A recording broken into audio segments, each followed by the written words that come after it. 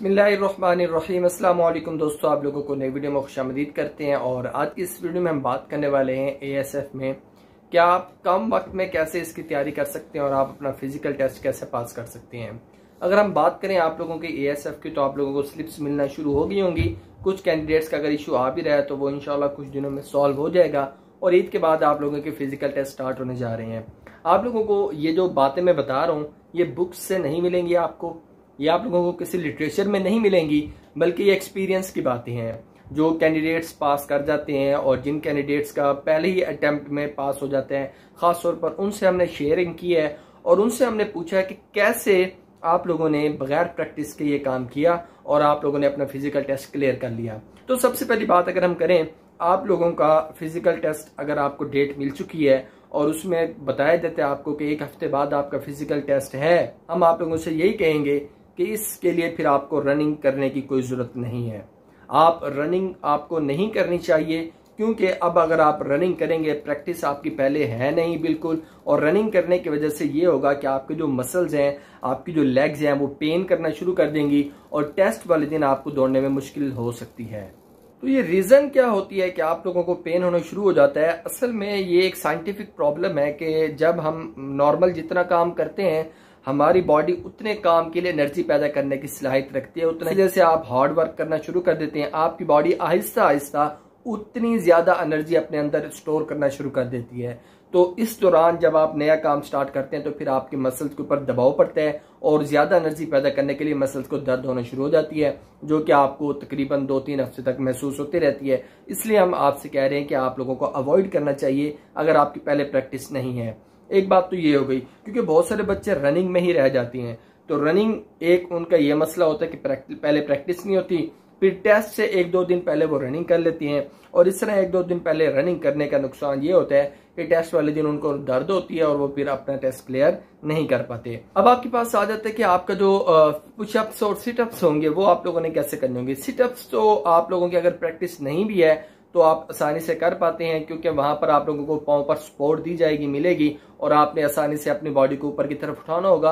अब वैसे तो 22 रिपीटिशंस हैं, आप जितना जो है ना अच्छे से परफॉर्म करेंगे 15-16 के बाद आपको बस करा देती हैं। पुशअप्स अगर आप लोगों की प्रैक्टिस में नहीं है तो उसके लिए भी हम आपको यही मशवरा देंगे कि वहीं पर जाकर अल्लाह का नाम लेके शुरू हो जाना है। अभी आप लोगों को पुशअप्स की भी प्रैक्टिस की जरूरत करनी नहीं चाहिए।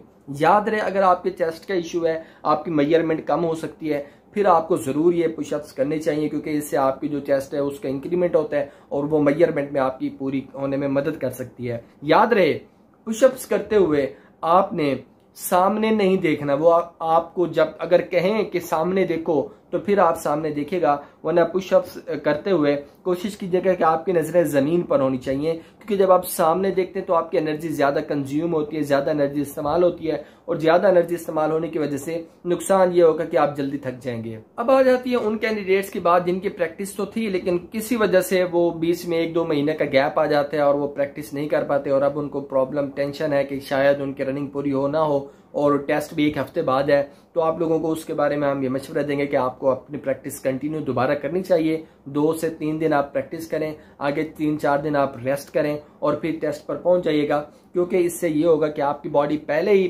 फिजिकल टेस्ट की रनिंग की आदी थी, तो अभी वो बॉडी जो है अपने आप को उसी एनर्जी में स्टोर किए हुए है। तो अगर आप अपनी प्रैक्टिस कंटिन्यू करेंगे तो दोबारा वो एनर्जी, आपका स्टेमिना बहाल हो जाएगा और आप लोग आगे कंटिन्यू कर पाएंगे। फिर टेस्ट वाले दिन भी दौड़ने की कुछ टिप्स होती हैं। वो दौड़ते हुए यूं होता है कि आप अपनी बॉडी को बिल्कुल स्ट्रेट रखेंगे ऐसे, तो ये आपको नुकसान पहुंचाएगा। इसका नुकसान ये होगा कि स्ट्रेट रखने पर आपकी जो है एनर्जी ज्यादा कंज्यूम होगी। उसके साथ फिर आप लोग सामने देखेंगे तो आप लोगों को 2 टेंशन होंगी। एक के पता नहीं कहां तक दौड़ने, अभी तो पॉइंट ही नजर नहीं आ रहा। दूसरा फिर आप कहेंगे कि ये भी मुझसे आगे निकलता जा रहा है, ये भी आगे निकलता जा रहा है या जा रही है, तो इससे भी आपको नुकसान होगा। तो दौड़ते हुए आपने यूं बिल्कुल शोल्डर्स उठा के नहीं रखने हैं, आपने शोल्डर्स को इस तरह झुका के रखना है, ठीक है। अब यूं भी नहीं है कि बिल्कुल ही झुका दें, नॉर्मली शोल्डर्स को रखना है और उनको कसने की कोशिश नहीं करनी, आपकी एनर्जी ज्यादा कंज्यूम होगी। नॉर्मली आपने दौड़ने हैं। उसके बाद हम बात कर लेते हैं कि आपकी रनिंग करते हुए आप अपने पाँव, फुट स्टेप्स को हम जैसे कहते हैं, सपोज ये अगर ग्राउंड है तो फुट स्टेप्स आप इनके ऊपर ऐसे अगर पूरा जमाएंगे तो फिर आपको ज्यादा नुकसान होगा। तो ऐसे फुट स्टेप्स पूरे नहीं जमाने ग्राउंड के ऊपर। कोशिश कीजिए कि आपके जो आगे वाले टोज हैं ये ग्राउंड को टच करें। लेकिन ये वही कैंडिडेट्स कर पाते हैं जिनकी प्रैक्टिस होती है। अगर आपकी पहले दौड़ने की प्रैक्टिस नहीं और आप ऐसे करेंगे तो फिर आपके पाँव भी दर्द करना शुरू कर देंगे। ये मैं एक्सपीरियंस की बातें कर रहा हूं, वरना आपको यही कहा जाता है कि अपने टोज टच करें और इनके ऊपर ही दौड़ें। लेकिन आपकी प्रैक्टिस नहीं है तो ऐसा करने से आपको पेन होगा। आप लोग जिनकी प्रैक्टिस नहीं है वो वैसे ही दौड़ें जैसे उनको आसानी हो। ये ना हो कि इसी टिप को फॉलो करने के चक्कर में कि टोज ही टच हो, पूरा पाँव टच ना हो, वो फिर पीछे से भी रह जाए, थोड़ा सा ही ना दौड़ पाए। तो ये आप लोगों ने दौड़ते हुए शोल्डर्स का ख्याल करना है और अपने फुट स्टेप्स का। अगर प्रैक्टिस है तो टोज आगे वाले आधे पाँव पर दौड़े, और अगर प्रैक्टिस नहीं है तो फिर आपको जैसे आसानी हो, जैसे आपका पाँव कंफर्ट फील करे, उसी तरह आपने दौड़ते रहना है। और इस तरह आप दौड़ते हुए इंशाल्लाह जरूर अपनी मंजिल तक पहुंच जाएंगे। जिन गवर्नमेंट जॉब्स की अपडेट और उनकी तैयारी के लिए हमारे चैनल को सब्सक्राइब करके बेल आइकन ऑन कर लीजिएगा। अल्लाह आप सबको खुशियों से नवाजे। अल्लाह हाफिज।